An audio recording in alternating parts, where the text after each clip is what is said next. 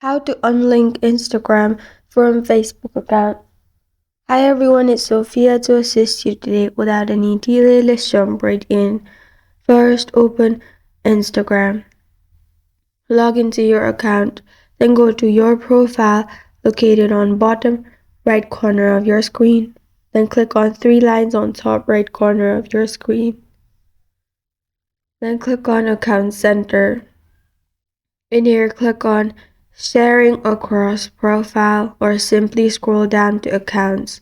In here, you'll find Facebook account. Simply click on Remove on Facebook account. Then click on Continue to Move, which is the first option.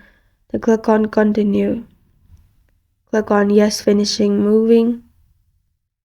And then you're good to go. This is how to unlink Instagram from Facebook account. Thank you for joining me today. If this video helps you out, please leave a like and subscribe for more.